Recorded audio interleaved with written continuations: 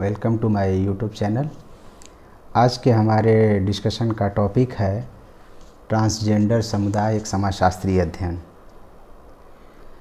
विश्व के लगभग सभी समाजों में स्त्री और पुरुष दो ही लिंगों को मान्यता प्रदान की गई है।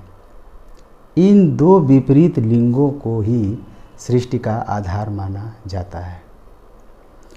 विभाजन की अस्पष्टता यौन अंतरों पर ही आधारित है, जिसमें जैविक आधार पर लिंग को पुरुष से और योनि को स्त्री से संबद्ध किया जाता है। सामाजिक विभेद के अंतर्गत जेंडर को प्रायः स्त्री और पुरुष के सापेक्ष ही समझा जाता है। जो इस खांचे में फिट नहीं बैठते उन्हें ट्रांसजेंडर कहा जाता है। अर्थात ट्रांसजेंडर ऐसे व्यक्ति को कहा जाता है जिसके जननांग अस्पष्ट होते हैं या स्पष्ट नहीं होते हैं कि वह पुरुष है या स्त्री है। तो भारतीय समाज में जो ट्रांसजेंडरों की वर्तमान स्थिति है या स्थिति रही है इतिहास में, उस पे हम चर्चा करेंगे। तो देखा जाए तो यह एक ऐसा विषय रहा है जिस पे जो प्रायः विमर्शों से इतर रहा है, अछूता विषय बन कर के रह गया है। इस पे प्रायः चर्चा नहीं की जाती या बहुत ही सीमित चर्चा हुई है या की जाती है। चूँकि मैं एक समाजशास्त्र का विद्यार्थी हूँ, तो इस विद्यार्थी होने के नाते मेरी एक जिज्ञासा रहती है कि समाज में सामाजिक संबंधों को समझना, सामाजिक संरचनाओं को समझना, समाज के बारे में जानना। तो समाज के बारे में जानने की यह जिज्ञासा मुझे इस टॉपिक के प्रति खींचा या मुझे उत्प्रेरित किया। तो देखा जाए तो ट्रांसजेंडर समुदाय, जिन्हें हम आम बोलचाल में हिजड़ा या छक्का भी कहते हैं, उनसे हमारा सामना नहीं होता है। लगभग प्रतिदिन ही होता है या अमूमन जब हम ट्रेन में यात्रा करते हैं तो उनसे हमारा सामना होता है। मुझसे भी हुआ। तो मेरा उनसे जो नाता रहा वो मात्र 10 रुपये नोट निकाल कर देने तक ही सीमित रहा, कि जैसे आते और पैसे वो ताली बजा कर के पैसे मांगते और हम लोग पैसे निकाल के दे देते कि तुरंत ही हमसे दूर चले जाएं। तो जो ये सोच एक तरीके से, जिसको सामाजिक दूरी, सोशल डिस्टेंस कहा जाता है, सामाजिक दूरी, कि वो हमारे करीब ना आए बहुत ज़्यादा और वो चले जाएं, हमसे दूर चले जाएं, जितना जल्दी हो सके वो हमसे दूर चले जाएं। ये सामाजिक दूरी ही हमको उनसे दूर रखा या हम उनसे दूर होते चले गए। तो शायद हम लोग उनके बारे में जानने या समझने की बहुत ज़्यादा जिज्ञासा नहीं कर पाए।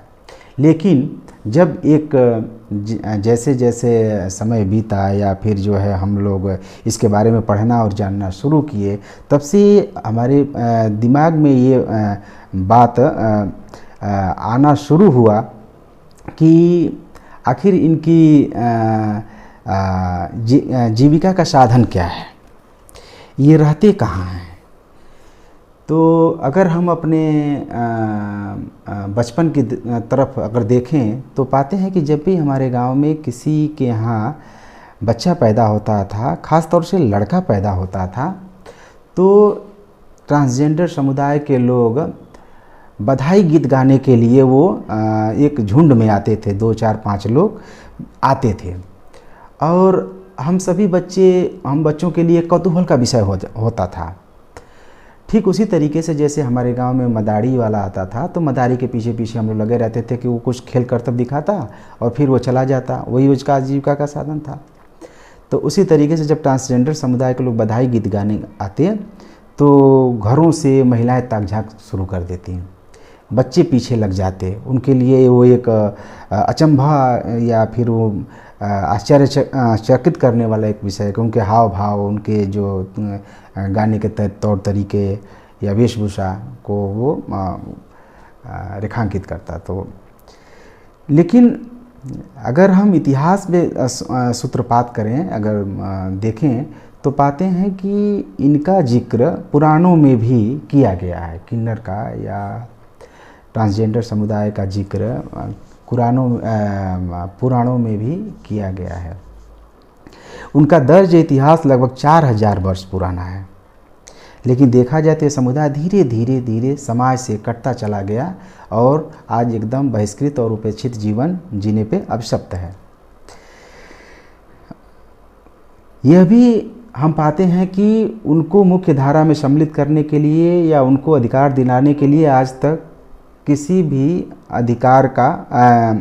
अधिकार दिलाने के लिए कोई आंदोलन नहीं किया गया। उन्हें अधिकार दिलाने तक तो की बात तो दूर, उन्हें एक मनुष्य का दर्जा तक नहीं प्राप्त हो सका। वो अभी इन सारे सामाजिक, आर्थिक, राजनीतिक झंझावतों को झेलते हुए अपनी पहचान के लिए आज भी भटक रहा है, यह समुदाय भटक रहा है। देखा जाए तो श्रम विभाजन का निर्धारण लिंग के अनुसार ही होता रहा है, जिसमें घर के बाहर के कार्य पुरुषों को और घर के अंदर के कार्य स्त्रियों को परंपरागत रूप से सौंपे गए थे। लेकिन उसमें ट्रांसजेंडर के लिए कोई श्रम विभाजन नहीं था। उनके लिए क्या निर्धारित था, उनके हक में दिया गया तो सिर्फ गाली, हिजड़ा या नपुंसक, उनको अक्षम माना गया और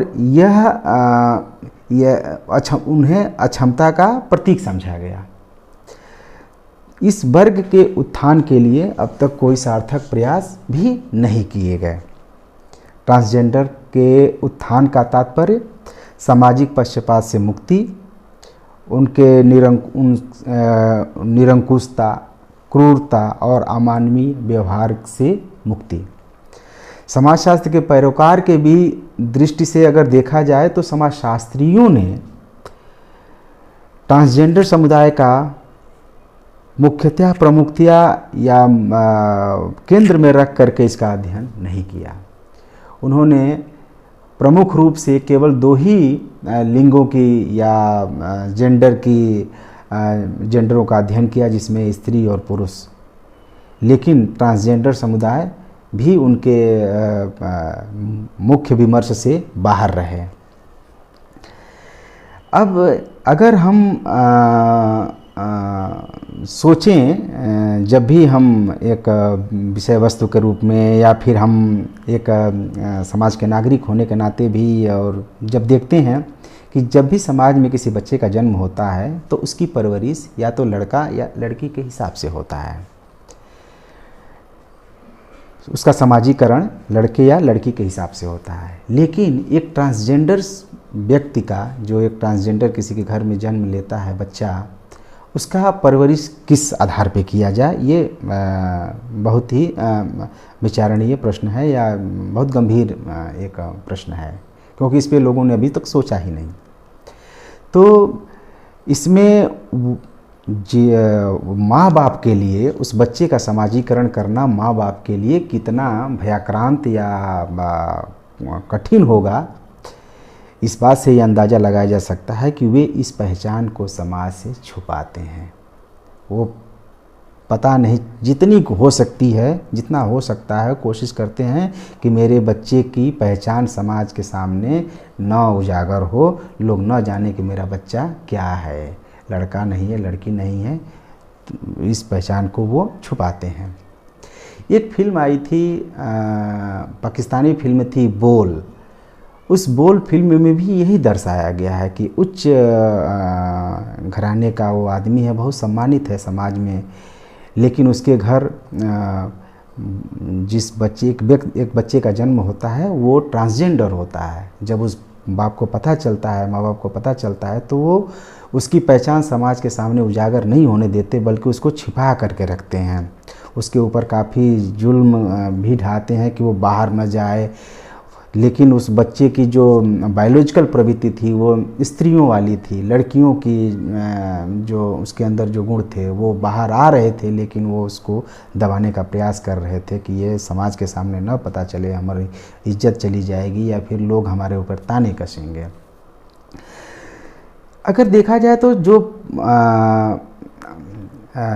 उनको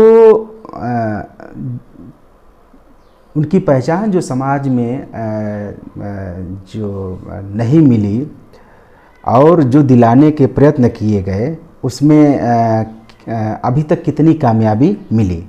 अगर इस बात को अगर देखा जाए तो भारत जैसे सभ्य समाज में ये कहा जाए कि भारत जैसे सभ्य समाज में भी अभी उनको वो अधिकार और सम्मान नहीं मिल पाया है जितना मिलना चाहिए। लेकिन इसकी कवायद अब शुरू हो चुकी है। देखा जाए तो केरल देश का पहला राज्य है जो ट्रांसजेंडरों के लिए सबसे पहले नीति बनाया। एक ट्रांसजेंडर नीति बना करके उनके हक की लड़ाई की या अधिकारों की बात करने लगा या कर रहा है। इतना ही नहीं, वह इन सब मामलों से संबंधित मुद्दों को जगाने के लिए वो अंतर्राष्ट्रीय सम्मेलन भी करता है। केरल राष्ट्रीय विधिक सेवा प्राधिकरण अर्थात नालसा बनाम केंद्र मामले में न्यायालय ने सभी ट्रांसजेंडर लोगों को थर्ड जेंडर के तौर पर मान्यता देने की बात साथ ही उन्हें आर्थिक और सामाजिक रूप से पिछड़ों को मिलने वाले सभी अधिकार देने की बात कही थी। इसी फैसले को आधार बनाते हुए केरल सरकार ने ट्रांसजेंडर नीति बनाई। ऐसा करने वाला देश का पहला राज्य बना। इस नीति में थर्ड जेंडर की जगह ट्रांसजेंडर शब्द का इस्तेमाल करने की बात कही गई। आधुनिक दौर में उपजे ट्रांसजेंडर विमर्श ने उनकी पहचान और अस्मिताओं को एक आंदोलन के फलस्वरूप इस वर्ग की स्थिति पर भी प्रभाव पड़ा है। मुख्य चुनाव आयुक्त जो पूर्व मुख्य चुनाव पहले मुख्य चुनाव जो 1994 में टीएन सेशन थे, उन्होंने सर्वप्रथम ट्रांसजेंडरों को अधिकार देने के लिए ट्रांसजेंडर मत का वोटर आई कार्ड बनाया और ट्रांसजेंडरों को भी वोट देने का अधिकार दिलाने का काम किया। इसके बाद अक्टूबर 2013 में सुप्रीम कोर्ट का ध्यान फिर इस पर गया और 15 अप्रैल 2014 को सर्वोच्च न्यायालय ने ट्रांसजेंडर को तीसरे लिंग के रूप में कानूनी मान्यता प्रदान की और कहा कि ट्रांसजेंडर आज भी अछूते बने हुए हैं। उन्हें आमतौर पर स्कूलों में, कॉलेजों में, यूनिवर्सिटी में दाखिला नहीं दिया जाता, संस्थाओं में दाखिला नहीं मिल पाता। उनके लिए बहुत कुछ किया जाना बाकी है। सर्वोच्च न्यायालय का एक और फैसला आया कि ट्रांसजेंडर को संविधान में दिए गए मौलिक अधिकारों के समान ही अधिकार मिलने चाहिए, अर्थात और उन्हें भारतीय उत्तराधिकार अधिनियम जो 1956 है उसके तहत गोद लेने का भी अधिकार दिलाने की बात कही। और साथ में ये भी कहा कि ट्रांसजेंडर व्यक्ति चाहे तो अपनी मर्जी से स्त्री या पुरुष के समान ही चिकित्सा द्वारा अपना लिंग परिवर्तन करा सकता है। ठीक है। सार्वजनिक स्थानों पे पुरुषों और स्त्रियों के समान ट्रांसजेंडरों के लिए भी शौचालय निर्माण की बात कही। उस पर जोर दिया गया कि इनके लिए भी शौचालय की बात होनी चाहिए। साथ ही शिक्षा संस्थाओं में प्रवेश के लिए और समाज में आर्थिक और सामाजिक रूप से इन्हें सशक्त करने के लिए प्रतिनिधित्व यानी आरक्षण की भी बात कही गई, ताकि इनकी सामाजिक और आर्थिक रूप से इनको सक्षम बनाया जा सके। जो इनकी क्षतिपूर्ति हुई है उसकी प्रतिपूर्ति की जा सके। अब पासपोर्ट और वीज़ा में भी जो आवेदन पत्र आते हैं उसमें केवल पुरुष और महिला यही 2 कॉलम हुआ करते थे। अब उसमें एक तीसरा कॉलम भी अन्य के लिए या ट्रांसजेंडर के लिए बनाया गया, ताकि ये लोग भी अपनी वीज़ा या पासपोर्ट के लिए आवेदन कर सकें। देखा जाए तो राजनीति में थोड़ा ही सही लेकिन ट्रांसजेंडर का प्रवेश होने लगा है। देश की पहली ट्रांसजेंडर विधायक शबनम मौसी शहडोल जिले से सोहागपुर विधानसभा सीट से चुनी गई। राजनीति में उनके इस प्रवेश को इस समुदाय के विकास की दिशा में सकारात्मक कदम माना जा सकता है। परंतु महत्वपूर्ण प्रश्न ये है कि क्या भारतीय समाज के लोग उन्हें किस नज़रिए से देखते हैं, क्या अपना सके हैं या उन्हें भी अपने समान ही मानते हैं। गुवाहाटी की रहने वाली स्वाति बरुआ अब शहर की राष्ट्रीय लोक अदालत में काम कर रही हैं। स्वाति बरुआ को डिस्ट्रिक्ट लीगल सर्विसेज अथॉरिटी द्वारा नियुक्त किया गया। स्वाति का मूल नाम विधान बरुआ है। 2012 में वो उस वक्त चर्चा में आई थी जब वह अपना लिंग परिवर्तन कराना चाहती थी, लेकिन उनका परिवार राजी नहीं हुआ, उनके पिता का परिवार राजी नहीं हुआ। 26 वर्षीय स्वाति अब असम की पहली और देश की तीसरी ट्रांसजेंडर जज हैं। छिटपुट उपस्थिति के बीच प्रयागराज कुंभ मेला जो 2019 में आयोजन हुआ था, उसमें किन्नरों का प्रतिनिधित्व करने के लिए महामंडलेश्वर किन्नर अखाड़ा भी के रूप में वहाँ पे लक्ष्मी त्रिपाठी जी उपस्थित रहीं, अपनी उपस्थिति दर्ज कराती हैं। हमें यह भी देखना होगा कि हजारों सालों से शोषण, भेदभावों, आंदोलनों और कानूनी सुधारों के बावजूद पिछड़े एवं दलित समाज की स्थिति हमसे छिपी नहीं है। ऐसे में साफ जाहिर है कि समाज के इस विशेष समुदाय को मुख्य धारा में मिला पाना आसान नहीं होगा। यह समाज एक बहिष्कृत समुदाय के रूप में रहा है। सभ्य समाज के लिए यह कलंक है, भारत जैसे सभ्य समाज के लिए यह कलंक है कि ट्रांसजेंडर समुदाय को अपने समाज का अंग नहीं माना जाता। वह अपनी पैतृक संपत्ति से, शिक्षा से, रोजगार से, चिकित्सा से, अपनी पहचान से हमेशा बहिष्कृत रहा है। जहाँ देश के नागरिकों के विकास के लिए पंचवर्षीय योजनाएं बनाई जाती रही हों, सभी वर्गों के समावेशीकरण की बात कही जा रही है, वहाँ पे ट्रांसजेंडर समुदाय आज भी उपेक्षित और बहिष्कृत है। वह एक नागरिक होने के दायित्व का निर्वहन नहीं कर पा रहा है, या वो इतना स्वाभिमान नहीं जगा पा रहा है कि वो देश का नागरिक अपने आप को कह सके। यह समाज में उसकी स्थिति है। तो देखा जाए तो आज भी ट्रांसजेंडर समुदाय के अलगाव की स्थिति में जीवन यापन करना पड़ता है। ज़्यादातर जगह उसके साथ भेदभाव किया जाता है। परिवार द्वारा उन्हें कहा जाता है कि अपनी पहचान तब तक वो छुपा कर रखें जब तक वो छुपा सकते हैं। ट्रांसजेंडर लोगों में से महज 2% लोग ही अपने माँ बाप के साथ रह पाते हैं। ट्रांसजेंडर समुदाय हाशिए में पड़े समुदायों में से भी बहुत खास धरातल पर मौजूद हैं, जो उन्हें यौन हिंसा और चिकित्सीय उपेक्षा की ओर धकेलता है। भारत जैसे लिंग विशिष्ट देश में इन लोगों को पहचान से संबंधित परेशानी का सामना करना आम बात है। ज़्यादातर उनके जगह भेदभाव किया जाता है। एक अध्ययन में यह बात सामने आई है कि इनमें से 52% के साथ सहपाठियों द्वारा उत्पीड़न किया जाता है। NHRC national human right commission, राष्ट्रीय मानवाधिकार आयोग जो दिल्ली में है, उसके अनुसार 15% ट्रांसजेंडरों के साथ अध्यापक शोषण करते हैं। इसी कारण वे अपनी शिक्षा पूरी नहीं कर पाते और बीच में ही पढ़ाई छोड़ देते हैं। हालात तो ऐसे हैं कि इस बात के लिए वे पुलिस में भी शिकायत नहीं दर्ज कर पाते। उनके साथ होने वाले अत्याचार, शोषण, बलात्कार की घटनाएं दर्ज नहीं हो पाती। पुलिस का बर्ताव इससे छुपा नहीं है। वो भी शोषण करने में पीछे नहीं रहते। पुलिस भी उनके साथ हमेशा गलत ही व्यवहार करती रही है। क्या आपने कभी किसी ट्रांसजेंडर के बलात्कार या शोषण या उत्पीड़न की घटनाओं का जिक्र अखबारों, चैनलों या एंकरों के द्वारा बोलते हुए सुना है? नहीं सुना है, मैंने भी नहीं सुना है।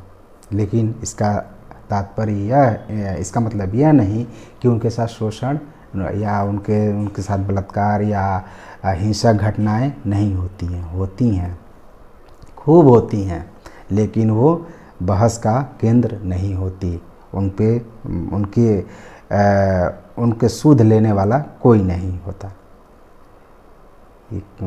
देखा जाए तो भारतीय संविधान सबके लिए समान हक की बात करता है, समान अधिकार की बात करता है, सबको सम्मान के साथ जीवन जीने की बात करता है। जैसे अनुच्छेद 14 के तहत सबके साथ समानता का व्यवहार करने की बात करता है। अनुच्छेद 15 के अंतर्गत लिंग आधारित भेदभाव को निषिद्ध करता है। अनुच्छेद 16 के तहत वो सबके लिए समान अवसर की बात करता है। समान अवसर में वो नौकरियों में भी उनके प्रतिनिधित्व की बात करता है। अनुच्छेद 21 के तहत जीवन जीने के अधिकार का वो गारंटी देता है, और यह जीवन जीने के अधिकार में सम्मान शब्द भी जुड़ा है कि प्रत्येक नागरिक को, देश के प्रत्येक नागरिक को जीवन जीने का, सम्मान के साथ जीवन जीने का अधिकार है। लेकिन क्या यह सम्मान ट्रांसजेंडर को मिला है? स्त्री और पुरुष को तो मिला है, लेकिन क्या ट्रांसजेंडर को वो सम्मान मिल पाया? क्या देश के लोग या हम लोग ट्रांसजेंडरों को उस नज़रिए से देख पाए हैं या वो सम्मान देते हैं? ये सारी चीज़ें के बावजूद, सब आए दिन घटित होने के बावजूद दिसंबर 18 में लोकसभा में हंगामे के बीच ट्रांसजेंडर व्यक्ति अधिकार संरक्षण 2018 विधेयक पारित हो गया।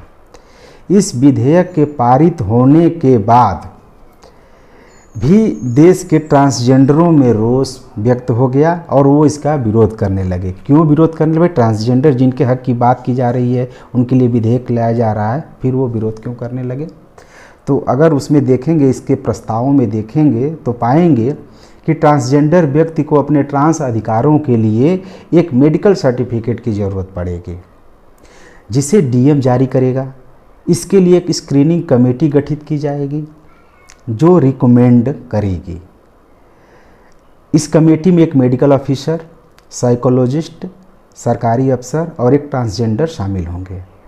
ट्रांसजेंडरों का मानना है कि अपनी शारीरिक लैंगिक पहचान के लिए किसी तरह का सर्टिफिकेट लेना ही किसी व्यक्ति के लिए अपमानजनक है।